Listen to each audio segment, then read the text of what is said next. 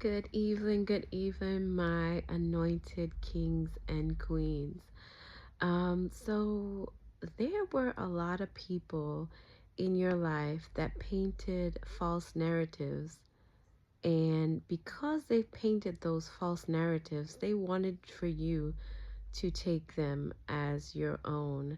They wanted their projections, they wanted their doubt, they wanted their fears, and their ideas of who they thought that you were. They wanted you to become in agreement with that.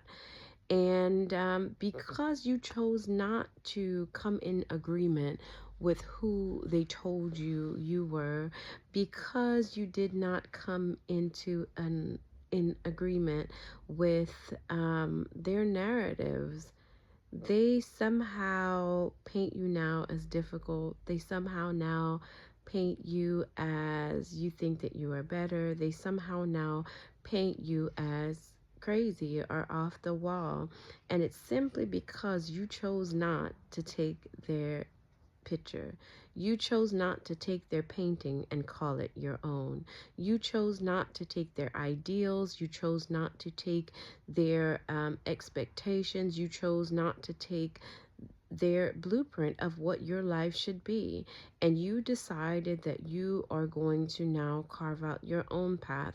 You decided that now you are going to listen to your instincts. You decided now that you are going to listen to your intuition, and whoever does not like it, you realize that they are not meant to be a part of your life. They are not meant to be a part of your story. So a lot of people, especially for the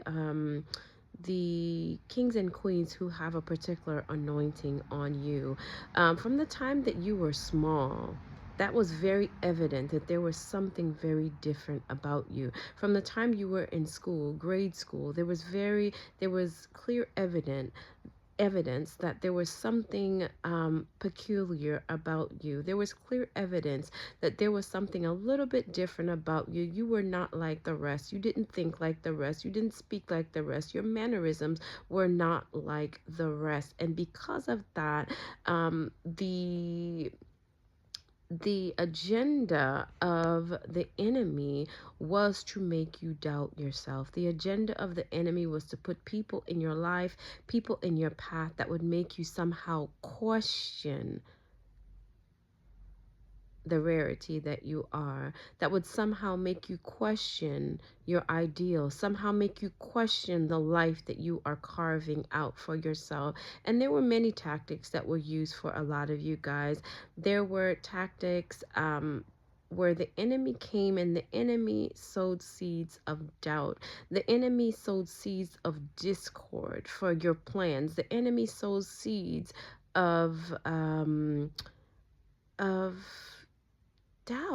doubt for you, to make you second guess what it was that you had going on, to second guess the individual that you knew you were, to make you second guess the magnificence that you actually are, to make you second guess the beautiful being of light that you actually are.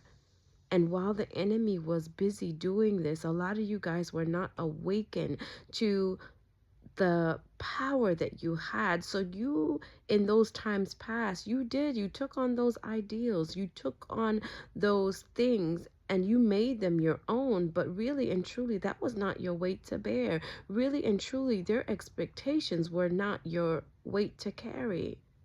Their doubt was not your weight to carry. Their feeling of feeling insignificant and feeling unimportant, that was not your weight to carry, and they wanted you to carry it. They wanted you to broaden your shoulders, to big your back and carry their weights. And the moment that you said, no, this is no longer for me, the moment that you said, no, I don't want to do it this way, I choose a different path, they labeled you as all type of difficult. They labeled you as all type of evil, of all type of crazy. But here you are now, standing in your truth. Here you are now, becoming the individual that God has designed for you to be. And for a lot of these people, they're going to have to watch you from the sidelines. A lot of these people, they are going to have to watch you as you grow. A lot of these people, they're going to have to watch you as you transform. Simply because they had all access, simply because they had front row seats, simply because their access was not denied and they abused you and they abused it.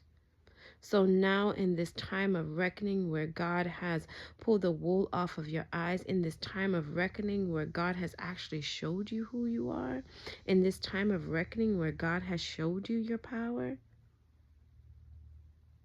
they're left with the broken pieces that they tried to hand over to you as your own. Now they're trying to piece it back together. Now they are trying to find someone else to hand that off to. And this is what a lot of abusers do.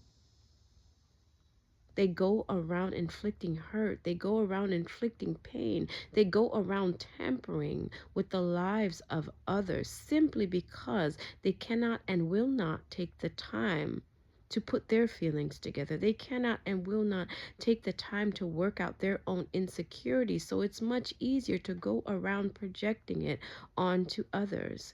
It is much easier to go around and take my brokenness, take my own inadequacies and give them to someone else rather than sitting there and working on them. Let me just give it to somebody else. Let me just give my burdens to somebody else. And for a lot of you anointed and chosen ones, this is what you've been dealing with your whole life. You've been dealing with the projections. You've been dealing with the slick comments. You've been dealing with the mismanagement of who you actually are. And now that you have had your come to Jesus moment and you have had your share of pain, you have had your share of heartache, you have had your share of injustices. Now you decide to say no more. And now that you're saying no more, and now that you're not taking the abuse, now that you are not